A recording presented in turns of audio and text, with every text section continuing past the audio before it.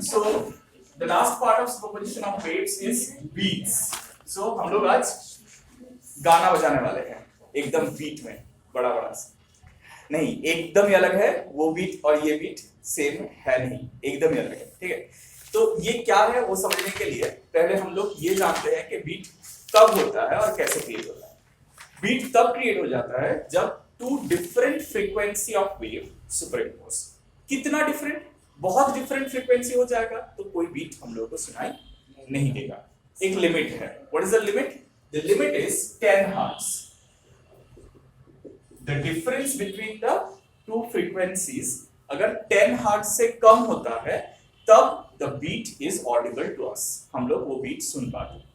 तो ये बीट क्या है? जो हम लोग कोई गाना चलाते हैं रॉक बैंड का, जब दुम दुम करके बजता है वो बीट नहीं, एकदम नहीं, डोंट गेट कंफ्यूज्ड। नहीं, एकदम नहीं। आई टेल यू समथिंग, कभी कोई वाटर का पंप चलते हुए सुना है? उसका जो साउंड आता है वो क्या एकदम कंटिन्यूअस आता है या थोड़ा रोल करता है? हाँ, मतलब एकदम कांस्टेंट स्टेडी हमिंग साउंड नहीं होता है, उसमें थोड़ा सा रोलिंग साउंड होता है, जैसे थोड़ा कम थोड़ा ज्यादा, थोड़ा कम थोड़ा ज्यादा, थोड़ा कम थोड़ा ज्यादा। That is what you call beat. अब तुम बोलोगे सर वाटर का पंप में बीट कहां से आ गया? कहां से आ गया? क्योंकि वाटर का पंप में सिर्फ एक डिवाइस नहीं होता है जो रोटेट करता है, उसमें बहुत सारा असेंबली होता है। ठीक है, तो एक मोटर होता है, मोटर के साथ एक्सल निकलता है, वो पंप के अंदर जाता है और पंप के अंदर एक रोटेटर है, वो रोटेटर को घुमाता है। तो जब ये रोटेशन होता है ना, तब due to friction and other reasons इन लोगों का फ्रीक्वेंसी एग्जैक्टली सेम नहीं होता है, थोड़ा सा अलग हो जाता है।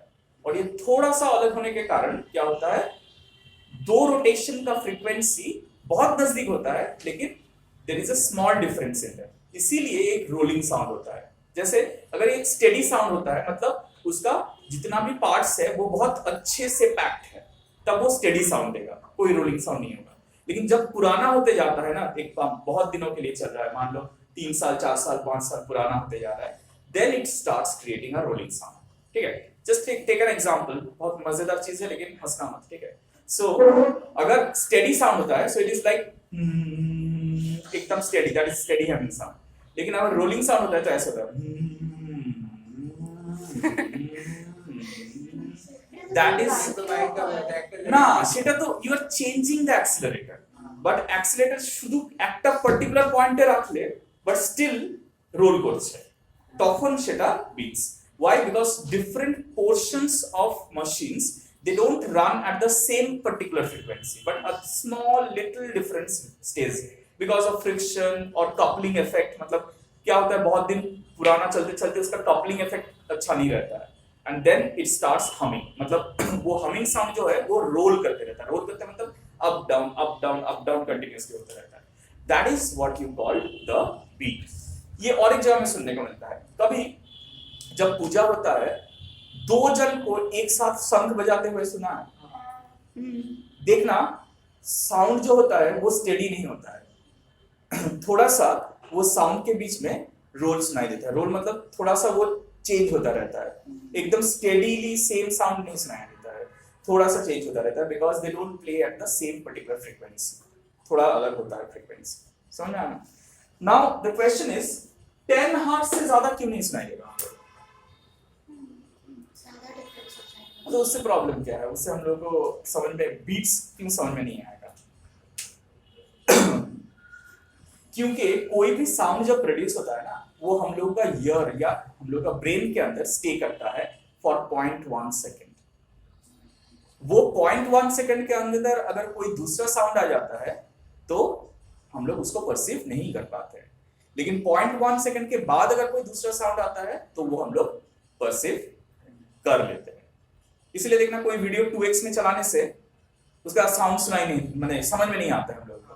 क्यों? क्योंकि उसका अगर कोई बहुत जल्दी बोलता रहता है ना, कोई बहुत धीरे धीरे बोलता रहता है तो इट्स ओके, लेकिन अगर कोई बहुत जल्दी बोलता रहता है और उसको भी 2x में डाल दिए तो एकदम उसका साउंड मिक्स हो जाता है, सुनाई नहीं देता। क्यों? क्योंकि कोई भी सिलेबल जब हम लोग स्पेल करते हैं, जैसे मान लो क्रिप्टन, तो krypt is one, ton is another, 2 syllable है इसमें, क्रिप्टन। ठीक है। तो क्रिप वाला जो हम स्पेल कर रहे हैं और टन जो स्पेल कर रहे हैं, वो दोनों सिलेबल्स के स्पेलिंग के बीच में 0.1 सेकंड से ज्यादा फर्क होता है, इसलिए हम लोग क्रिप्टन अलग अलग से सुन पा रहे हैं। नहीं तो हम क्रिप्टन बताते तो तुमको सिर्फ टन सुनाई देता। क्रिप्टा, हाँ, बिकॉज सिलेबल में यदि डिफरेंस ना था, समझ में आया ना। तो यही चीज होता है, दो फ्रीक्वेंसी के अंदर अगर डिफरेंस 10 से ज्यादा हो जाता है, तो फ्रीक्वेंसी का डिफरेंस 10 से ज्यादा हो रहा है, मतलब उसके दोनों साउंड होने के बीच में टाइम पीरियड 1/10 से कम हो जाएगा। तो 1/10 मतलब 0.1, तो उससे अगर कम हो जाएगा तो हम लोग को और सुनाई। That is the reason 10 hertz का एक हम लोग बाउंड्री लगा के रखते हैं कि इतना 10 हर्ट्ज के बीच में डिफरेंस रहेगा तो हम लोग को बीट्स सुनाई देगा, अदरवाइज बीट्स सुनाई नहीं देगा। So बीट्स में we can make basically form equation, solve many things, but कोई काम का नहीं है। जो काम का चीज है वो कर लेते हैं कि if two frequencies are taken, f1 and f2 is equal to 10 hertz, अच्छा, less than equal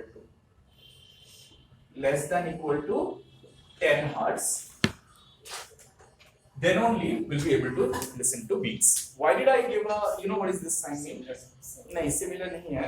similar sign होता है हम लोग जहां रहते हैं, यहाँ पर नेगेशन है। नेगेशन मतलब f1 और f2 का डिफरेंस, कौन बड़ा है कौन छोटा है वो तो पता नहीं है ना हमें, तो इसीलिए डिफरेंस है।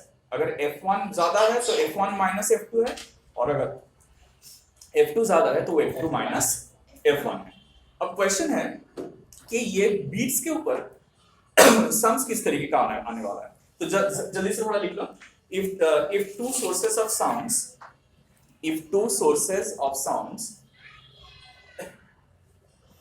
have frequencies f1 and f2 respectively,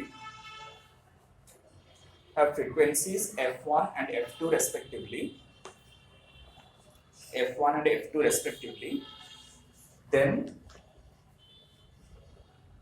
for the beats to be audible,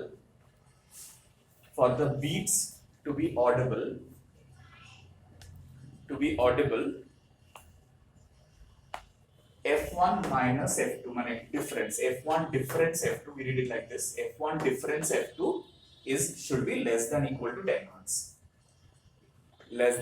to 10 hertz, ठीक है। अब इसके ऊपर सम किस तरीके का होता है, एक बार जल्दी से असाइनमेंट निकालो क्विकली। हाँ, question number 17 is someone beats. It says that a tuning fork is in unison with a sonometer wire 73 centimeter long. If 4 beats are heard on shortening the wire by 5 millimeter, find the frequency of the fork. So पहले हम लोग निकालते हैं कि sonometer wire का length change करने के लिए फ्रीक्वेंसी कैसे चेंज होना चाहिए। तो देखो हम लोग को मालूम है कोई भी सोनोमीटर वायर का जो फ्रीक्वेंसी होता है वो f equal to v by lambda होता है, right. So v by lambda, और lambda जो होता है फॉर फंडामेंटल फ्रीक्वेंसी, ये डिस्टेंस जो होता है that is l equal to lambda by 2, तो मतलब lambda equal to 2l है। सो हम लोग बोल सकते हैं कि फ्रीक्वेंसी जो है वो v by 12 है। तो f1 is v by 2 into 73, right? Yes or no? और सेकेंड सिचुएशन में frequency is v by 72.5। Why? Because बोला है 0.5 मिलीमीटर शॉर्टन किया हुआ है, तो L1 इनिशियल लेंथ था 73 सेंटीमीटर और L2 क्या हुआ है 73 माइनस 5 मिलीमीटर बोला है ना, तो मतलब 0.5 सेंटीमीटर, दैट इज 72.5। तो इसलिए यहाँ पर 72.5 लिया गया है, ठीक है। सो therefore f1 equal to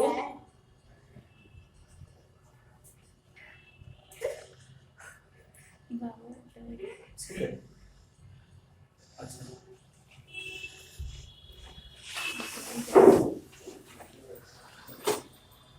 73 into 2 कत হবে বলবে আমায় ঝটপট।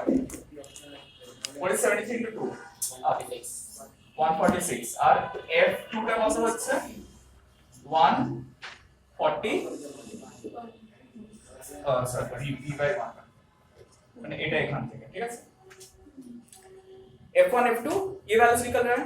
अब बोल रहे हैं कि जो साउंड सुनाई दे रहा है उसमें 4 बीट्स प्रोड्यूस हो रहा है। इसके लिए जो साउंड सुनाई दे रहा है ये लेंथ शॉर्ट करने के लिए 4 बीट्स सुनाई दे रहा है। इसका मतलब ये फ्रीक्वेंसी और ये फ्रीक्वेंसी का डिफरेंस कितना है? 4 beats. Right, so F1 minus F2 is 4। अच्छा मतलब F1 बड़ा है F2 बड़ा है?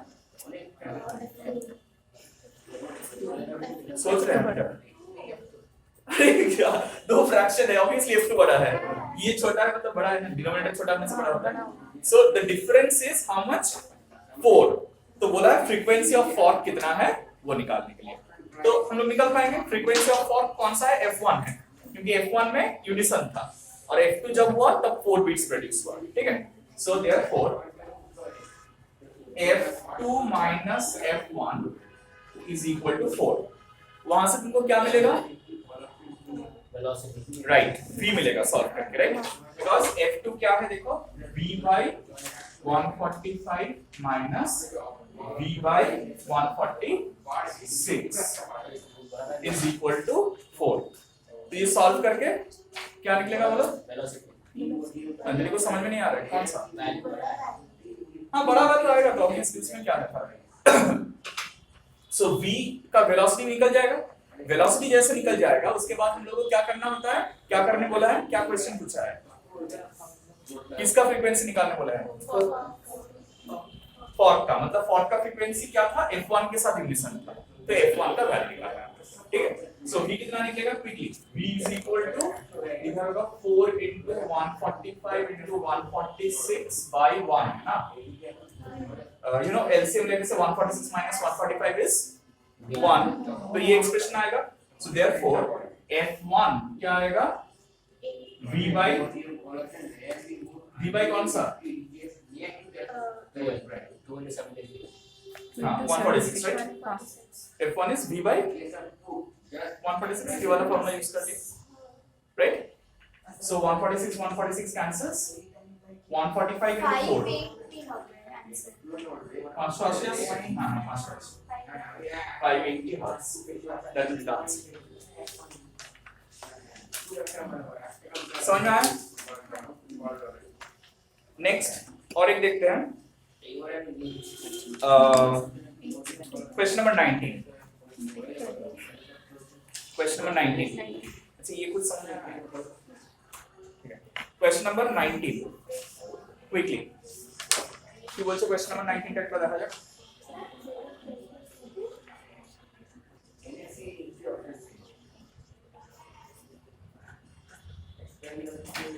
হয়ে গেছে এটা? বুঝবো আমি?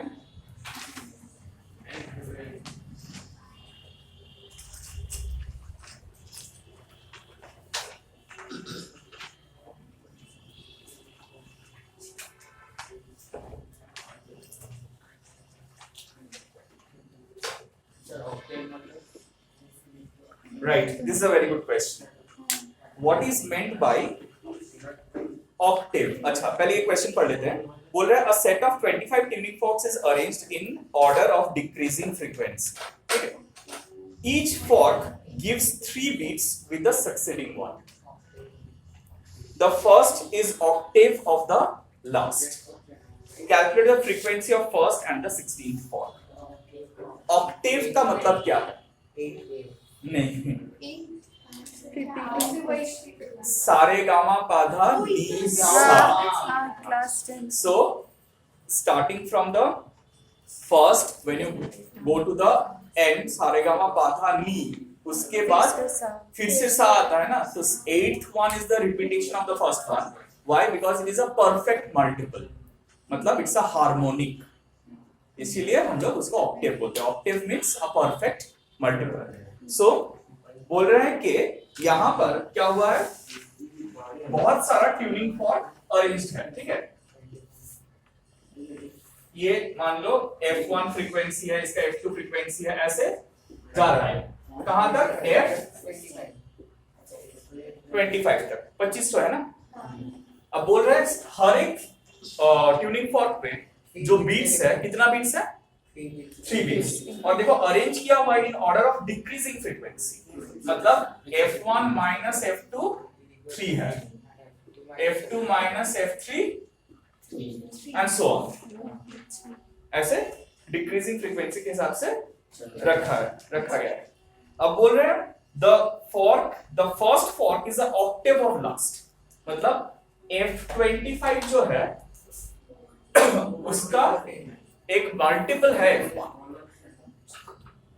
मतलब अगर ये 20 है तो ये 40 होगा, अगर वो 50 है तो ये 100 होगा, ऐसे the first multiple. So what do we need to find out? The frequency of the first and the 16th fork, मतलब F1 और F16 निकालना है। F1 और F8 नहीं, F1 और F28 ये दोनों ऑक्टेव है एक दूसरे का, ये दोनों ऑक्टेव है, मतलब F25 जो है इसका डबल है F1। ऑक्टेव मतलब हर एक मल्टीपल आता है, तो we'll just take the least octave obviously। Octave मतलब next multiple। Whenever we say octave, it means the next perfect multiple, ठीक है? तो अब मुझे बताओ कैसे करेंगे।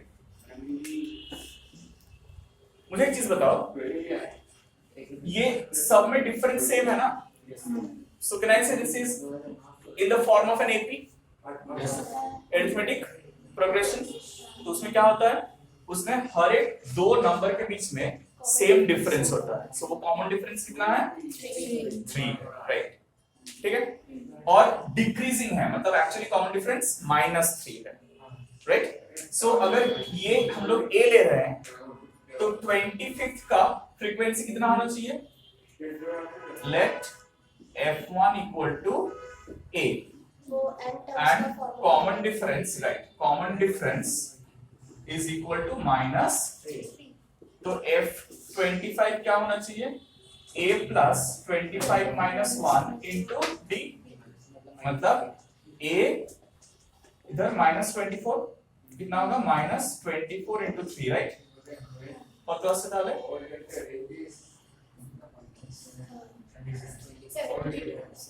Hello, this is F25, so they are saying that this into 2 will give you 8.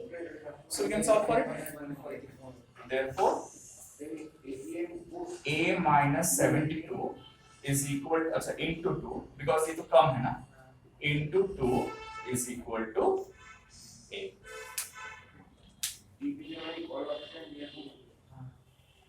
तो A का वैल्यू निकालिए, तो जल्दी से निकालो, A का वैल्यू कितना आएगा? ये समझ में आया क्यों हुआ सब लोगों को? थोड़ा मैथ्स है क्या? मैथ्स नहीं है ना, इसलिए I could see a blank face. हम सोचे कि एपी बोले लेकिन समझ नहीं आया। देखो, ये मैथ्स का एक फार्मूला है, बहुत सिंपल सा फार्मूला है। जिन लोगों का मैथ्स नहीं है थोड़ा ध्यान से सुनो। Whenever you have any term, मतलब number of terms which differ by a same value, जैसे अगर हम लोग लेते हैं 2, 4, 6, 8, 10, देखो सब में सेम डिफरेंस है ना, तो इस ऐसे अगर ये चलता जाएगा ना तो इस चीज को बोलते हैं हम लोग एपी, अरिथमेटिकल प्रोग्रेशन, ठीक है? अगर कोई अरिथमेटिक प्रोग्रेशन है तो जो एक नंबर दूसरे नंबर के बीच में, मतलब कोई भी कंसेक्यूटिव नंबर के बीच में जो डिफरेंस है ना, उसको हम लोग कॉमन डिफरेंस बोलते हैं, ठीक है? तो वो डिफरेंस यहाँ पर कितना है? 4 - 2 कितना है बोला? तो वो है CD, common difference, common difference, ठीक है? और ये जो फर्स्ट टर्म शुरू हो रहा है ना, ये है हम लोग का ए, ठीक है? ये है डी और ये है ए। ये दो चीज अगर मालूम है कोई भी एपी में, तो हम लोग कोई भी टर्म डायरेक्टली निकाल सकते हैं एक फार्मूला से। क्या फार्मूला है? nth term, it is a plus n minus 1 into D. तो अगर मुझे बोलेंगे कि फोर्थ टर्म निकालो, मान लो मालूम नहीं है मुझे, फोर्थ टर्म मालूम नहीं निकालना है, तो हम लोग सिर्फ n की जगह में 4 डाल देंगे। a क्या है बोलो हम लोग का? 2 है, प्लस 4 माइनस 1, और d कितना लिया हम लोग? देखो कितना आ रहा है? 2 प्लस 3 इंटू 2 कितना है? देखो खाना है यहाँ पर, समझ में? सो यही फॉर्मूला हम लोग यहाँ पर यूज करें। देखो a plus n minus 1 into d, समझ में? तो वो यूज करके we found out के F25 कितना होना चाहिए अगर ये a है। क्लियर? अब उसको हम लोग बोल रहे हैं कि F25 का ऑक्टेव है F1, मतलब इसका डबल होना चाहिए ये, तो इसलिए this into 2 is equal to क्या? अब बताओ a स्क्वायर, अच्छा सॉरी a स्क्वायर नहीं, कितना आया 2a minus 144 is equal to a ना, तो a equal to right, a is equal to 144. ये क्वेश्चन का आंसर नहीं है, क्वेश्चन में और एक चीज भी था, क्या निकालने बोले हैं?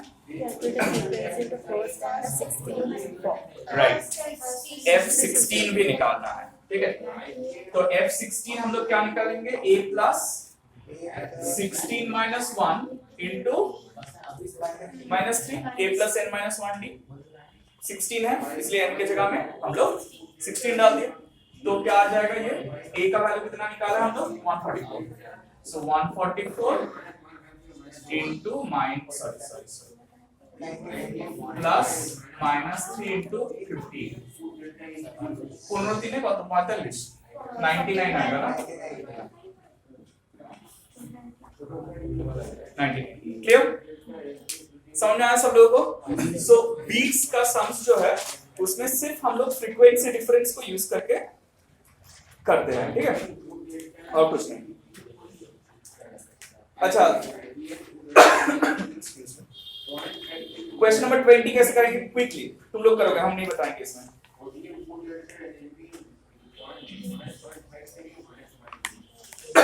क्वेश्चन नंबर 20,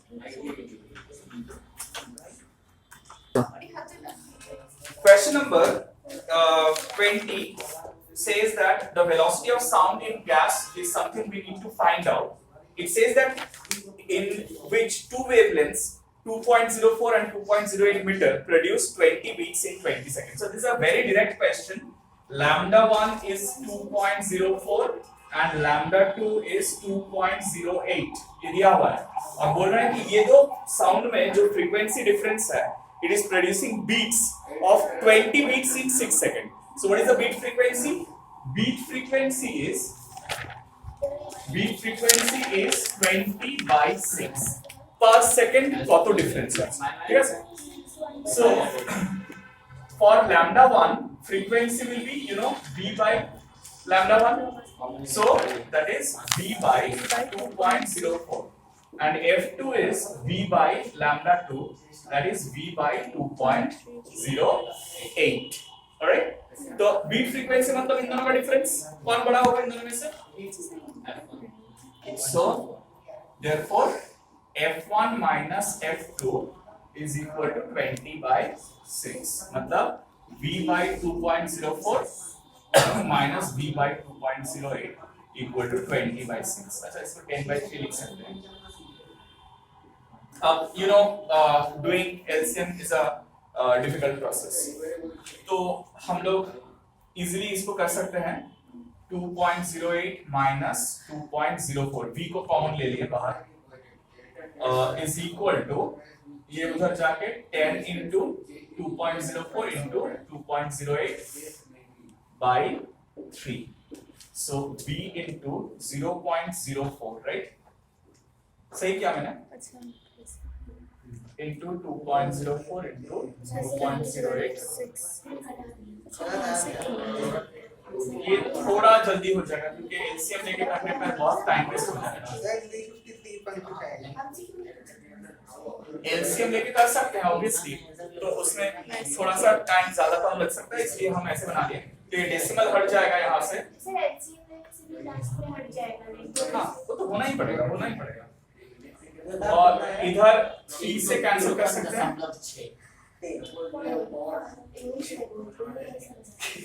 मेरा पॉइंट 24 है, पॉइंट 24 है, मैं सिंपल आंसर आता है 353.6